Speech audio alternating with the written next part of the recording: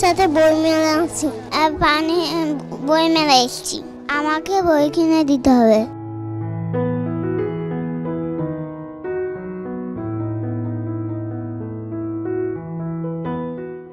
ছোট্ট সোনামণিদের সাথে নিয়ে কিংবা বন্ধু-বান্ধব বা পরিবার পরিজনকে নিয়ে বাঙালির প্রাণের মেলা অমর একুশে বইমেলার তৃতীয় দিনও ছিল কানায় কানায় পরিপূর্ণ। শুরুতে ভিড় কিছুটা কম থাকলেও বেলা বাড়ার সঙ্গে সঙ্গে বাড়ছিল ক্রেতা সমাগম। তবে স্টল বেশি হলেও আগের বছরের তুলনায় মেলা এবার অনেকটাই ক্রেতাশূন্য বলে মনে করছেন সংশ্লিষ্টরা। তবে সময় বাড়ার সাথে সাথে ক্রেতা সমাগম বাড়বে বলেও প্রত্যাশা তাদের। এই বছর দেশের সার্বিক পরিস্থিতির কারণে একটু এলোমেলো আছে, তবে এখন যে পাঠকরা আসতেছে এরা রিয়েল পাঠক, তার কারণ এরা এসে বই পছন্দ করে বইটা নিয়ে যাচ্ছে।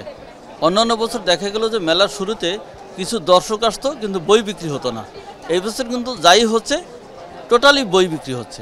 অনেক দর্শক আছে, দর্শনার্থী আসছে, বইও ভালোই বিক্রি হচ্ছে। আশা করা যাচ্ছে সামনে আরও ভালো বিক্রি করতে পারবো। বই পড়া ছাড়া মেধার সঠিক বিকাশ সম্ভব নয় জানিয়ে বর্তমান প্রজন্মকে বই পড়ার প্রতি আগ্রহী করে তোলার পরামর্শ লেখকদের। পাশাপাশি সফল মানুষ হিসেবে নিজেকে গড়ে তুলতে বিভিন্ন ধরনের বই পড়ার কোনো বিকল্প নেই বলে মনে করেন তারা। একটা কথা বলা হয় যে today's reader is tomorrow's leader. আজকে যিনি বই পড়ছেন সেই ছেলেটি একসময় দেশকে এবং বিশ্বকে নেতৃত্ব দেবে। আসলে বই তো অবশ্যই পড়তে হবে, বই তো আমাদেরকে আলোকিত করে। জানার প্রক্রিয়াটা এটা তো বই থেকেই হতে পারে, বই না পড়লে তো আমরা কিছু জানতে পারবো না। পাঠক বলতে উপন্যাসের পাঠকই বেশি, বইমেলা আসলে উপন্যাসের পাঠক সবচেয়ে বেশি।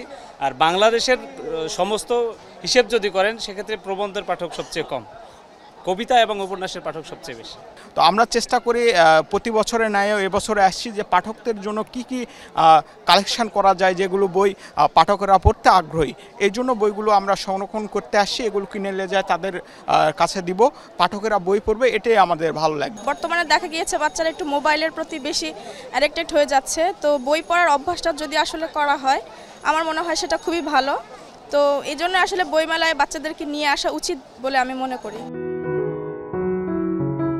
প্রকাশক, লেখক ও পাঠকের এক অনবদ্য মিলন মেলা বাঙালির প্রাণের মেলা অমর একুশে বইমেলা।